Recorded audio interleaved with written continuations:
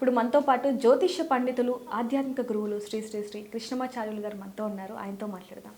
నమస్కారం గురుగారు. చెయ్యి వీరబ్రహ్మ చెయ్యి. నమస్కారం తల్లి. ఆడపిల్ల పుడితేనో లేకపోతే మగపిల్లాడు పుడితే నేను అయ్యప్ప మాల ఏపిస్తాను అని మరి మొక్కుకున్న పిల్లవాళ్ళకి మరి ఎప్పటి నుంచి మాల ఏపియాలి అంటారు? ఆ దీక్ష ఎప్పటి నుంచి తీసుకోవాలి? యుక్త వయసు వచ్చేటువంటి సందర్భం నుంచి విచక్షణతో వారి స్నానపానాది క్రతువులు వాళ్ళు చేసుకునే స్థితి ఉంది.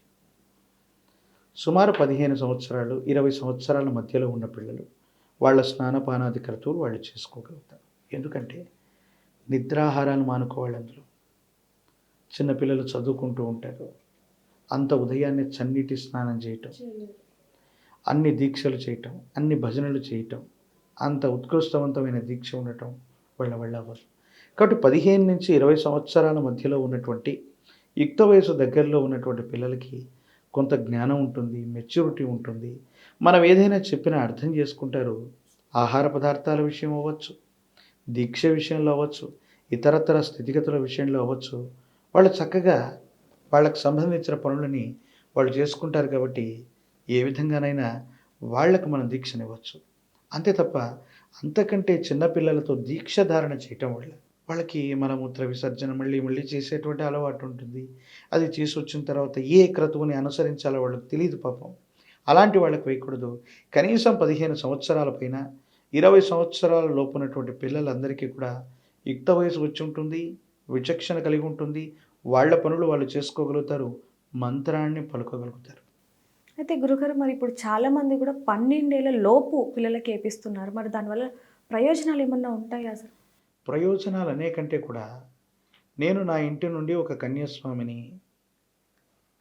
బాలురందరినీ కూడా పసివాళ్ళన్నింటినీ కూడా భగవత్ స్వరూపంగా మనం భావం చేస్తాం. అవును. ఒక అయ్యప్పని నా ఇంటి నుండి ఈ సంవత్సరం తీసుకెళ్తున్నాను. పోయినసారి 4 వెళ్ళాం, ఈసారి 5 వెళ్తాం, వచ్చేసారి 6 వెళ్తాం. ఇలా సంఖ్యను పెంచుకోవడానికి చిన్నపిల్లలకి మనం మాలధారణ చేయాలి తప్ప ఊహ తెలియని పసిగందులు 4-5 సంవత్సరాల ప్రాయంలో ఉన్న పిల్లలు వాళ్ళకి దీక్ష విశేషం ఏం తెలుసు, నియమాల గురించి ఏం తెలుసు, మండల దీక్ష వాళ్ళు ఎలా చేయగలుగుతారు?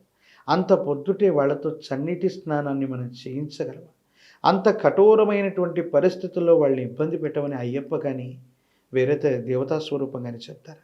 ఇవన్నీ కూడా తల్లిదండ్రులు అవ్వచ్చు, కుటుంబ సభ్యులు అవ్వచ్చు, మన ఇష్టాలని బలవంతంగా పిల్లవాళ్ళ మీద రుద్దవేయటమే తప్ప ఖచ్చితంగా 3 ఏళ్ళు 4 ఏళ్ళ లోపు ఉన్నటువంటి మాటలు కూడా రానటువంటి పిల్లల్ని ఆ మంత్రాలు, ఆ శరణు ఘోషలు, అయ్యప్ప అని పలకడం కూడా రానటువంటి 2 సంవత్సరాల పిల్లవాడిని తీసుకెళ్ళి దీక్షధారణ చేయటం వల్ల ఉపయోగం ఏంటి? పెద్ద పాదం, చిన్న పాదం, విపరీతమైనటువంటి యాతనతో కూడినటువంటి దీక్ష అది.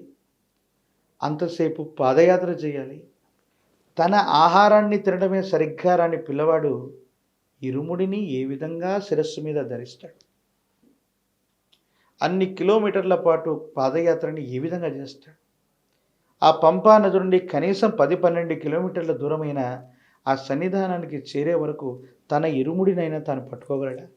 లేదు. తండ్రి సహాయం లేకనో, కుటుంబ సభ్యుల సహాయం లేకనో పిల్లవాడు ఇదవుతాడు. ఒక్కోసారి దీక్షధారణ చేసినటువంటి భక్తులు ఇరుముడి సమర్పణ చేసే సందర్భంలో 5 గంటల సమయం పడుతుంది, 10 గంటల సమయం పడుతుంది, ఒక్కొక్క రోజు కూడా సమయం పట్టచ్చు. అంతసేపు ఇంత చిన్న పిల్లవాడిని ఆ క్యూ లైన్లో మనం ఉంచగలమా? భద్రతాపరమైనటువంటి దృష్ట్యా చాలా ఇబ్బందికరమైన పరిస్థితులను చూస్తుంటాం, తొక్కిసట్లాటలు చూస్తుంటాం. ఈ చిన్న పసికందులను తీసుకువెళ్ళి ఆ పరిస్థితుల్లో, అంత బీభత్సకరమైనటువంటి పరిస్థితుల్లో ఈ నియమనిష్టలతో కూడిన జీవన విధానంలో వాళ్ళని పెట్టడం ఎంత విపరీతమైన ఇబ్బంది అవుతుంది. సో ఇలా చేయటం మంచిది కాదు. ఇది మన యొక్క నిర్ణయ ప్రకారంగా మనం తీసుకున్నటువంటిదే తప్ప, మీ అందరికీ చెప్తున్నా, ఎప్పుడైనా మనకి ఏదైనా సందేహం వస్తే నిర్ణయ సింధు, ధర్మసింధు, మనుస్మృతి ఇలాంటి శాస్త్రాలు కొన్ని మనకు రెఫరెన్సులుగా ఉపయోగపడతాయి. అయ్యప్ప మాలధారణ చేసేటువంటి గురుస్వాములు చాలామంది ఉంటారు. మరి 4 సంవత్సరాలు 3 ఏళ్ళు పూర్తిగా నిండనటువంటి బాలబాలికలకి మాలధారణ వేయటం అనేటువంటిది ఎంతవరకు కరెక్ట్? ఈ విధంగా చేయటం వల్ల ఏంటంటే వాళ్ళ మనసుకి శరీరానికి యాతన కలిగించటమే. మనకున్నటువంటి అభిప్రాయాన్ని బలవంతంగా వాళ్ళ మీద రుద్దటమే తప్ప వేరొకటి కాదు. ఇది ఖచ్చితంగా చేయవలసినటువంటి అంశం కాదన్నటువంటిది నిర్వివాదాంశం. వీరబ్రహ్మేంద్ర స్వాముల వారి యొక్క ఉపాసకుడిగా నేను చెప్తున్నానంటే మూఢ విశ్వాసాన్ని తీసేయండి. మన సనాతనమైనటువంటి ధర్మం చాలా గొప్పది. మనం మనసులో భగవంతుని భావనా ప్రియుడిగా కొలిస్తే చాలు, భగవంతుడు ప్రసన్నమవుతాడు. దయచేసి ముక్కు పచ్చలారని చిన్నపిల్లల్ని మీ మనసులో దేవతా స్వరూపం మీద ఉన్నటువంటి మూఢభక్తి చేత వాళ్ళ శరీరాన్ని యాతనకి గురి చేయకండి. ధన్యవాదాలు గురుగారు. జై వీరబ్రహ్మ, జై గోవింద బాంబజీ.